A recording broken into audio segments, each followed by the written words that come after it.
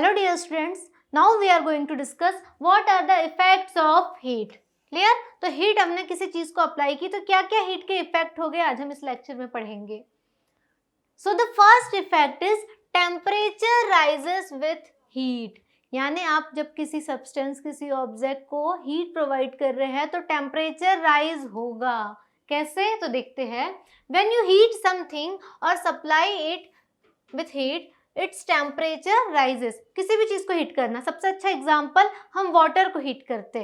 तो आपने देखा होगा जैसे ही हम लोग वाटर को हीटिंग प्रोसेस देते हैं या हीट करते हैं तो देखना वाटर का टेम्परेचर इंक्रीज होने लगता है, धीरे धीरे वो गर्म होता है और उसके बाद क्या होता है बच्चों, वो बॉईल होने लगता है. तो ये सब क्या है कि जब हम किसी चीज को हीट प्रोवाइड कर रहे हैं तो टेम्परेचर राइज हो रहा है. क्लियर? जैसे ये देखना, ये विजुअल में देखो कि यहाँ हम हीट कर रहे हैं, ये पहले इस एंड का टेम्परेचर इंक्रीज हुआ, फिर सेकंड, फिर थर्ड एंड का, मतलब हमने हीट यहाँ प्रोवाइड की पर क्या हो रहा है, टेम्परेचर राइज होते जा रहा है. मतलब जैसे जैसे हम हीटिंग प्रोवाइड करेंगे टेम्परेचर राइज होते जाएगा. क्लियर? देखो हीट कर रहे हैं, टेम्परेचर बढ़ रहा है, एक थर्मोमीटर्स लगे हुए, तो देखो ये समझ में आ रहा है कि जैसे जैसे आप हीट प्रोवाइड कर रहे हो टेम्परेचर राइज हो रहा है. क्लियर बच्चों? Now the next effect is heat causes expansion. तो हीट करने में एक्सपांशन होगा वहां पे. ठीक है, जैसे भी किसी भी ऑब्जेक्ट को आप हीट करोगे तो वो एक्सपांड होगा, फैलने लगेगा. कैसे? तो all substances whether solid liquid और गैसेस, कोई भी सब्सटेंस हो, सॉलिड हो लिक्विड हो गैसेस हो, expands when they are heated and contract when they are cooled. तो जब भी आप उसको हीट करोगे वो एक्सपांड होंगे. एक्सपांड मतलब फैलना, बढ़ना, तो वो एक्सपांड होंगे, फैलेंगे अपनी जगह में. लेकिन contract when they are cooled, मतलब अगर आप उसको ठंडा कर देंगे तो वो कॉन्ट्रैक्ट होने लगेंगे, सिकुड़ने लगेंगे. जैसे एक एग्जांपल देखते हैं हम. पहले वो है कि expansion is greatest in gases, मतलब गैसेस में सबसे ज्यादा एक्सपांशन होगा. Less in liquid and least in the solid. तो जो सबसे ज्यादा एक्सपांशन हो रहा है, हम कह रहे हैं कि हीट प्रोवाइड करने से एक्सपांशन होगा, तो गैसेस में सबसे ज्यादा एक्सपांशन होगा, उससे कम लिक्विड में होगा और सबसे कम किस में होगा, सॉलिड्स में. क्लियर बच्चों? तो चलो एक एग्जांपल देखो. ये हम देख रहे हैं कि ये बलून है और जैसे ही हमने इसे हीट करना शुरू करें तो देखो बलून क्या हो रहा है, एक्सपांड हो रहा है. ये देखो ये छोटा रखा था, जैसे ही आपने हीट किया एक्सपांड होगा. तो ये हमारा एग्जाम्पल है कि जैसे ही आपने हीट प्रोवाइड की तो वो एक्सपांड होना शुरू हो गया. क्लियर बच्चों? एक और एग्जाम्पल देख लेते हैं कि एक कोई रॉड है, जैसे हमने हीट प्रोवाइड किया, ये सॉलिड में एक्सपांशन का एग्जाम्पल है कि जैसे ही हमने हीट प्रोवाइड किया इसकी लेंथ इंक्रीज हो गई. दैट मीन्स उस सॉलिड को हीट प्रोवाइड करने में वो लेंथ लिनियरली एक्सपांड हो गया, लेंथ उसकी इंक्रीज हो गई. तो जब किसी भी चीज़ को हम हीट करेंगे और वो अपना साइज शेप चेंज कर रहा है, अपनी स्पेस चेंज कर रहा है, तो इसका मतलब क्या हो रहा है कि वो एक्सपांड हो रहा है. ठीक है बच्चों? Now the third effect is heat causes change of state. Heat क्या कर रही है, चेंज ऑफ स्टेट. वो जिस स्टेट में पहले ऑब्जेक्ट था वो अपनी स्टेट चेंज करके दूसरी स्टेट में चेंज हो गया. कैसे? तो देखते हैं. देखो सबसे अच्छा एग्जांपल है कॉमन जो हर किसी ने देखा होगा, आइस वाटर वेपर वाला, कि जब वो आइस रहता है, आइस के एकदम लोअर टेम्परेचर में रहता है और जैसे ही हमने आइस को हीट प्रोवाइड की तो क्या होता है, सप्लाई हीट. तो ये देखना ये क्या वाटर में कन्वर्ट हो जाएगा. मतलब आपने आइस को किसी भी अमाउंट की हीट प्रोवाइड की, जैसे हमने एक्स अमाउंट ऑफ हीट कह रहे हैं, तो हमने आइस को हीट प्रोवाइड की और क्या हुआ, आइस वाटर में कन्वर्ट हो गया. देखना आप आइस को जब भी मेल्ट मतलब गर्म कर दोगे कहीं रख के या फिर उसे बाहर रख दोगे दूसरे टेम्परेचर में, फ्रिज से बाहर निकाल के, तो हीट तो मिल रही है उसे एटमॉस्फेयर की, तो क्या हो रहा है, वो मेल्ट हो जा रहा है. और जैसे ही आपने वाटर को गर्म करना शुरू किया, एक बर्तन में वाटर रख के उसे बॉईल करना, तो क्या हो रहा है, हीट करने में कुछ वाटर ऊपर वेपर के फॉर्म में जा रहा है और बहुत ज़्यादा अगर आपने हीट किया तो सारा वाटर वेपर बन जाएगा. दैट मीन्स वाटर को हीट करोगे आप, यानी supply bye amount of heat, तो क्या होगा, वाटर वेपर बन जाएगा. तो हो रहा है कि हीट प्रोवाइड करने में ये अपनी स्टेट चेंज कर रहा है. जैसे आइस क्या है, सॉलिड स्टेट में, तो जैसे ही आपने हीट दिया सॉलिड से वो वाटर बन गया, दैट मीन्स लिक्विड स्टेट. तो हो गया, ये सॉलिड था पहले, अब ये बन गया लिक्विड. ठीक है बच्चों? और नेक्स्ट क्या बन गया लास्ट में, वो गैस. मतलब स्टेट चेंज हुई कि एक ही ऑब्जेक्ट जो था वो उसको आपने हीट प्रोवाइड किया, वो डिफरेंट डिफरेंट स्टेट में पहुंच गया। आइस से वो पहुंच गया लिक्विड यानी वाटर में, और वाटर से वो वेपर बन गया यानी गैसियस स्टेट में। तो ये हुई बात, आपने हीट प्रोवाइड की, टेम्परेचर इंक्रीज किया। मान लो आप टेम्परेचर कम कर रहे हो, फिर क्या होगा? तो अगर आपके पास वाटर वेपर है और आपने टेम्परेचर कम करते गए, ठीक है, या फिर कुछ अमाउंट ऑफ हीट निकाल ली, तो क्या होगा? तो जो वाटर वेपर है वो वापस वाटर बन जाएगा, वेपर है वो वाटर बन जाएगा बच्चों। और जो फिर वाटर है, वाटर से आपने हीट निकाल ली या वाटर को फ्रीज करने रखे, टेम्परेचर कम कर दिया, तो वाटर क्या बन जाएगा? वापस आइस बन जाएगा। तो एक साइकिल हुआ ये, ठीक है। When you heat a solid it melts, हम सबने देखा कि हीट को, जब आप लोग सॉलिड को हीट कर रहे हो वो मेल्ट हो रहा है, कोई भी सॉलिड हो। तो हमारे पास आइस का एक सबसे अच्छा एग्जांपल है, आइस भी तो सॉलिड है, वो मेल्ट हो गया। And when you heat a liquid it ultimately boils and changes into vapour. तो जब आपने देखा कि आप लिक्विड को हीट कर रहे हो, वो बॉईल हो रहा है, बहुत ज्यादा बॉईल होने के बाद वो वेपर बन जा रहा है। तो ये चेंज इनटू स्टेट वाला एग्जांपल हुआ बहुत अच्छा कि causes change of state, ठीक है। Conversely, when you cool a vapor or take away heat from it, it changes into a liquid.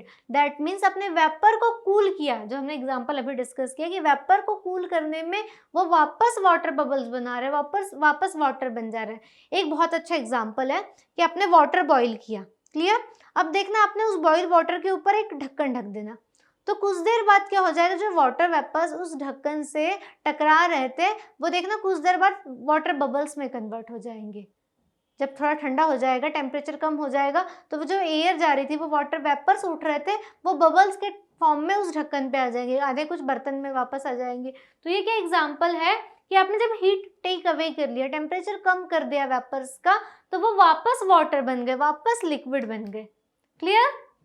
And when you cool a liquid or take away heat from it, it changes into a solid. अब liquid से हमने temperature कम किया तो वो solid बन गया, that means water से ice बन गया, ठीक है, क्लियर बच्चों।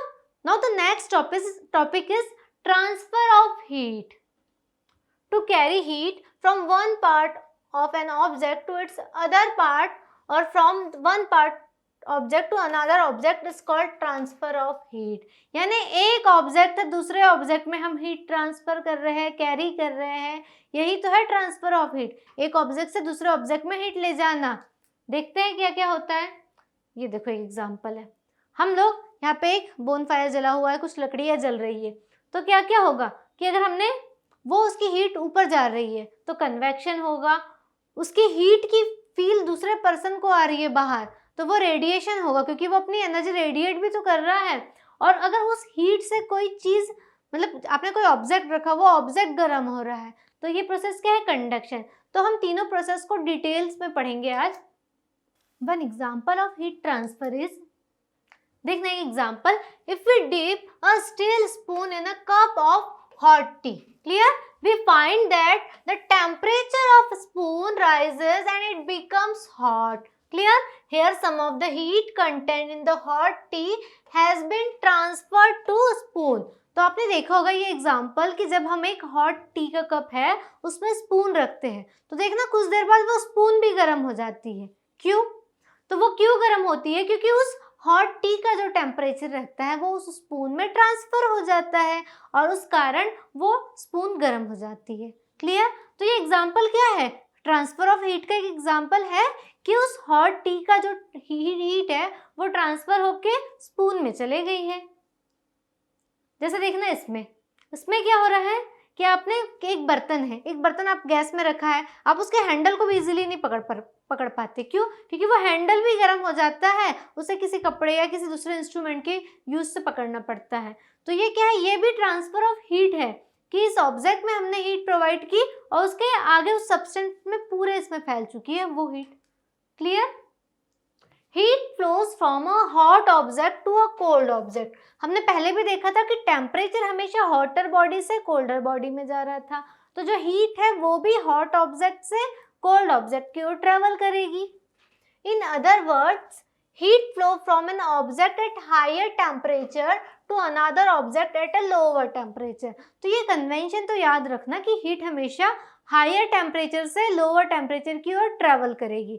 तो जब भी हीट ट्रांसफर होगी तो जहाँ हायर टेम्परेचर है वो वहाँ से लोअर टेम्परेचर की ओर ट्रेवल करेगी। ठीक है बच्चों, जैसे देखना ये एक हॉट ऑब्जेक्ट है, ये कोल्ड ऑब्जेक्ट है। मतलब एक सिंगल ऑब्जेक्ट में भी ये चीज़ कर सकते हैं कि ये एंड है, मान लो ये एक ऑब्जेक्ट है, ये एक एंड है, ये दूसरा एंड है। अगर हमने इस एंड से हीट प्रोवाइड की तो पहले यहाँ पे हीट होगी और उसके बाद ये हीट ट्रेवल करना शुरू करेगी दूसरे एंड में। मतलब हमेशा हॉटर एंड से कोल्डर एंड की ओर हीट ट्रेवल करेगी। जैसे इस ऑब्जेक्ट में देखो हॉट ऑब्जेक्ट है और ये एक ऑब्जेक्ट है, कंडक्टर है, और यहाँ पे कोल्डर ऑब्जेक्ट के साइड हीट ट्रेवल कर रही है। ठीक है बच्चों, तो हीट हमेशा हॉटर से कोल्डर की ओर ट्रेवल कर रही है। The flow of heat or transfer of heat stops when the two objects attain the same temperature. मतलब अगर दोनों ऑब्जेक्ट का टेम्परेचर सेम हो गया, मतलब पहले हॉटर था, हॉटर से कोल्डर एंड में गया, पर एक कंडीशन तो आएगी कि जब वो दोनों का सेम टेम्परेचर हो जाएगा। हॉटर से कोल्डर की ओर जाते गया, अभी कोल्डर वाला भी तो राइज करेगा अपने टेम्परेचर को, और एक टाइम पे दूसरे वाले हॉटर वाले के टेम्परेचर के इक्वल आ जाएगा। तो जब टेम्परेचर दोनों का इक्वल आ गया तो हीट ट्रांसफर रुक हो जाएगा, क्लियर, स्टॉप हो जाएगा।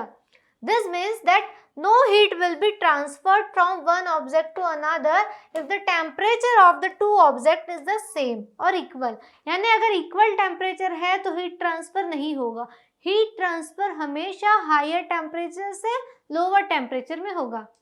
ठीक है, heat can be transferred from a hot object to a cold object in 3 different ways. तो 3 डिफरेंट वेज में ट्रांसफर होगी, जो एग्जांपल हमने स्टार्टिंग में ही एक फिगर देखा था। कौन कौन से है? Bye conduction. तो कौन कौन से 3 वेज है जिससे हीट ट्रांसफर होगी? तो फर्स्ट वे थी by conduction, clear. Second way क्या थी? By convection, and third way थी बाय रेडिएशन और हीट रेज। तो हम तीनों मेथड्स को डिटेल में पढ़ेंगे आज कि क्या क्या होती है कंडक्शन, क्या होता है कन्वेक्शन और कब होता है रेडिएशन। ठीक है, ये एग्जांपल जो हमने सबसे फर्स्ट में ये इमेज देखी थी कि हमको समझ में आ रहा है ये कन्वेक्शन हो रहा है, रेडिएशन हो रहा है, कंडक्शन हो रहा है, पर कैसे हो रहा है तो आज हम पढ़ेंगे।